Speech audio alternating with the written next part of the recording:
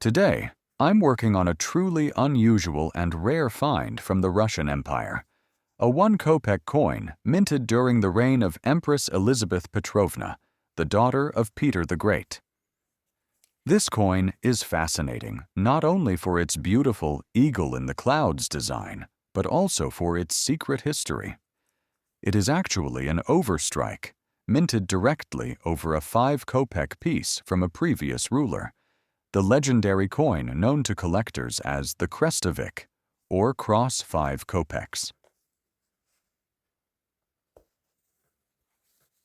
All right, let's get straight to work.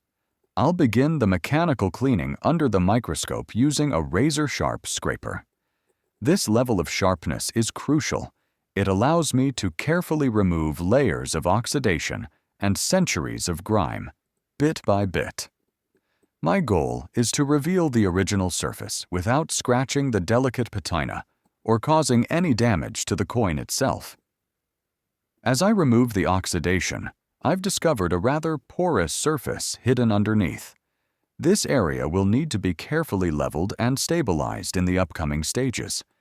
It's a critical step, as these pores act like channels, allowing moisture to penetrate deep inside the metal and corrode the coin from within. By sealing and stabilizing it, we ensure its survival for years to come. While I continue with the cleaning process, let's take a moment to look at the history behind this piece. These cloud kopecks were introduced as part of a major currency reform. The Empress wanted a design that would reflect the glory of her reign, choosing the celestial imagery of an eagle soaring through the clouds. But there was a practical side too. By overstriking older coins, the treasury could update the empire's money quickly and efficiently without the need for melting down vast amounts of copper. To understand the soul of this coin, we must look at what lies beneath. In 1755, the Russian mint didn't melt down the previous 5 kopeck pieces, known as krestoviks, to save time and resources. Instead, they used them as ready-made blanks. A key piece of evidence for this process is the edge of the coin, or the girt. If you look closely at many cloud kopecks, you can still see the original lattice or netted edge from the 1720s. This proves the original coin was placed directly into the press. The immense pressure of the new stamps flattened the old design, but often failed to erase it completely. This created fascinating ghosting effects. On my specimen, I can already see traces of the previous coin emerging through the clouds. We can spot parts of the old cross, or even digits from a date that shouldn't belong to 1755. It's a literal overlap of two reigns, Peter the Great's copper serving as the foundation for Elizabeth's masterpiece. Cleaning such a coin is like excavating history layer by layer, where the shadows of the past refuse to fade away. To understand the value of this single kopeck, we have to look at the prices of that era. In the mid-18th century, 1 kopeck could actually buy a significant amount of food. For example, you could purchase about 2 pounds of rye bread or a large portion of meat. A skilled worker might earn only 10 to 15 kopecks a day, making this coin a meaningful part of a daily wage. For just a few kopecks, a person could have a full meal at a local tavern. It's fascinating to think that this very piece of copper once passed through the hands of a merchant or a soldier to pay for their basic needs, long before it became a rare treasure for modern collectors. Now that I've finished cleaning one side of the coin, removing the oxidation and grime, I need to prepare it for the next stage. Before I move on to the reverse, which will be even more challenging due to some minor loss of the original patina, I'll take a crucial step. First, I'm degreasing the surface with acetone to ensure it's perfectly clean. Then, using a microbrush, I'll begin the delicate process of local patina restoration. This allows me to carefully blend the areas where the copper was exposed, protecting the metal and restoring the coin's uniform, historical appearance. To restore the lost patina and achieve the necessary thickness, I'm applying my own custom-made formula. It consists of genuine copper oxide and a specific oxidizing agent. When they react together, they create a solid foundation that fills in the losses. Once set, this restoration becomes indistinguishable from the original patina, both visually and technically. This method ensures that the repaired areas blend seamlessly with the rest of the coin, maintaining its historical integrity while providing a durable, protective layer.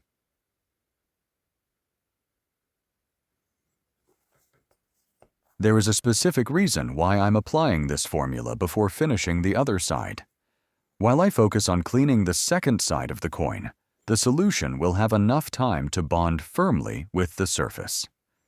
Thanks to its fluid consistency, it penetrates deep into the pores, creating strong adhesion at a structural level.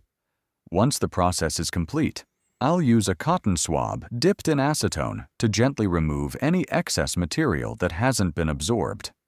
This leaves the restoration only where it's needed, perfectly flush with the original surface. A great advantage of this formula is its fast setting time, allowing me to start on the other side much sooner. Before it fully dries, I use a large brush to blend the mixture evenly. This eliminates any harsh lines and ensures the restoration looks natural and seamless against the original patina.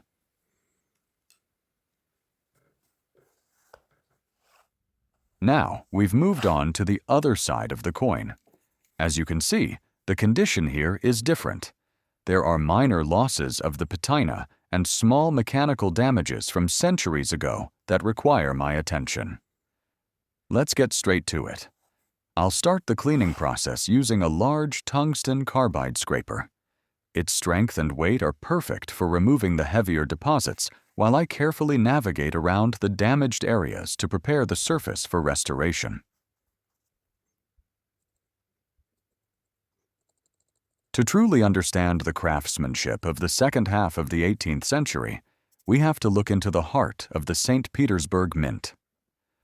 Located within the secure stone walls of the Peter and Paul Fortress, this was the most advanced industrial site in the Russian Empire. Imagine a place filled with the constant rhythmic thud of heavy screw presses and the intense heat of furnaces. The air was thick with the smell of hot metal and charcoal. This wasn't just a factory, it was a fortress of imperial wealth, where every strike of a hammer was a matter of state security. At the center of this world was a man known as the Mint Master. This was no ordinary administrative role. The Mint Master was the high guardian of the empire's standards. He was legally and personally responsible for the weight, the metal purity, and the artistic quality of every coin that left the gates. His reputation was literally struck into the copper. During the second half of the 18th century, being a mint master meant balancing between the demands of the treasury and the technical limitations of the era. If the coins didn't meet the empress's high expectations, the mint master faced public disgrace or massive fines. During the production of the Eagle in the Cloud series, the technical challenges were immense. The decision to overstrike the older copper currency created a nightmare for the mint staff. Each original coin used as a blank had a different thickness and degree of wear. The mint master had to supervise the precise calibration of the screw presses for every batch. The workers had to place the previous issues under the stamps by hand, often working 12 to 14 hours a day in dim light. They had to strike with enough force to obliterate the old cross design, while simultaneously bringing out the delicate, high-relief details of the clouds and the imperial eagle. It was a brutal, physical process that required near miraculous precision. The fact that the St. Petersburg Mint managed to produce millions of these coins with such artistic consistency is a testament to the industrial genius of that time.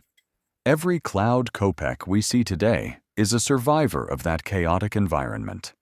When I find traces of the earlier design beneath the surface, I'm seeing the traces of a worker's hands from over 270 years ago, trying to master the stubborn copper under the watchful eye of the mint master. The financial hierarchy at the mint was clear and rigid. The mint master was a high-ranking official, often receiving a substantial annual salary that could reach several hundred rubles, a small fortune at the time. In contrast, the skilled engravers, who meticulously carved the steel stamps for the Empress's portrait and the Imperial eagle, earned much less, typically between 50 and 100 rubles a year. The common workers, who operated the heavy screw presses and handled the molten metal, lived on even humbler wages, often earning just a few kopecks a day. Security was absolute, as the temptation to steal copper or finished coins was constant. Every worker was searched multiple times a day when entering or leaving the Peter and Paul fortress. The punishments for misconduct were brutal. For minor errors or laziness, a worker might face public flogging with rods or the knout.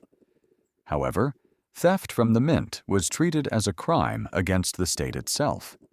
While Empress Elizabeth famously moved away from the death penalty, those caught stealing were often sentenced to civil death. This meant they were stripped of all rights, branded with hot irons on their forehead or cheeks, and sent to a lifetime of hard labor in the Siberian mines. In some cases, ears were cropped as a permanent mark of a thief.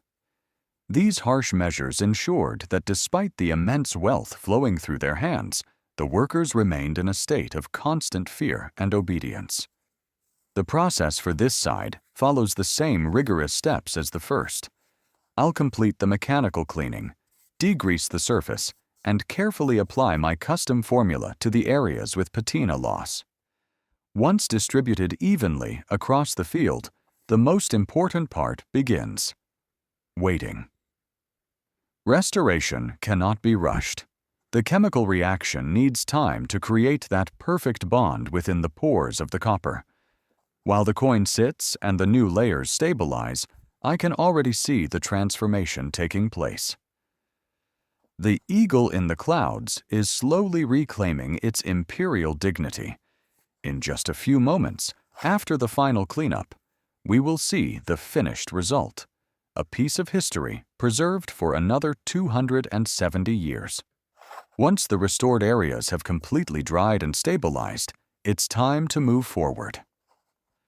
I'll begin by carefully removing any excess material using acetone, leaving the surface perfectly clean and ready for the next step. Now, I can proceed with the final application, a very thin layer of patina. I've carefully selected this shade to perfectly match the color and tone of the original, natural patina.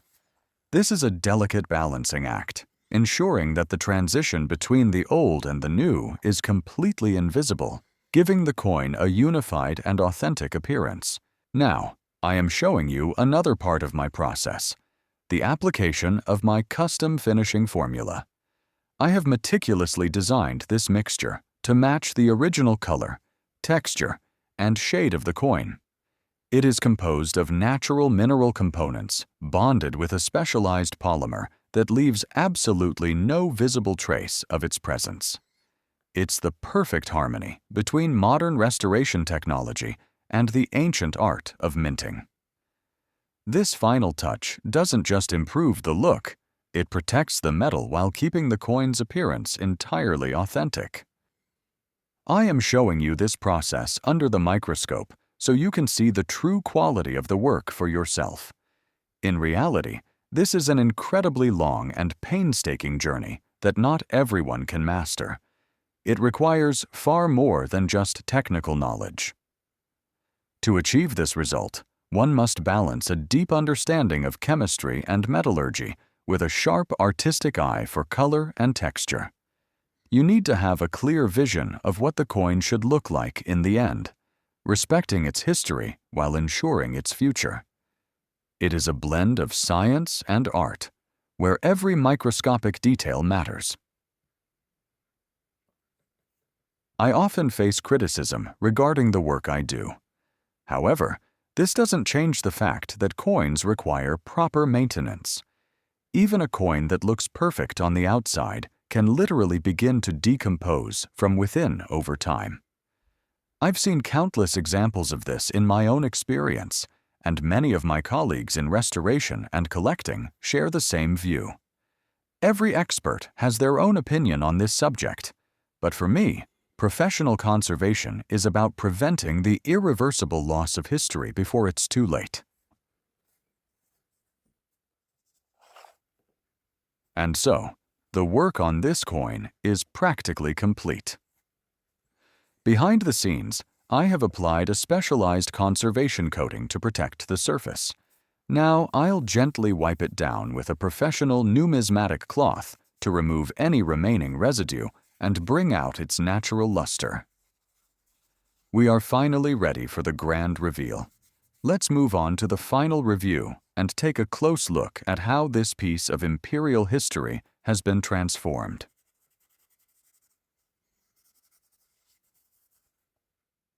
Here is the final result. You've seen the entire process, and I've done my best to keep the intervention as minimal as possible. Take a look at these before and after shots to see the transformation. Thanks for watching, and I'll see you in the next one.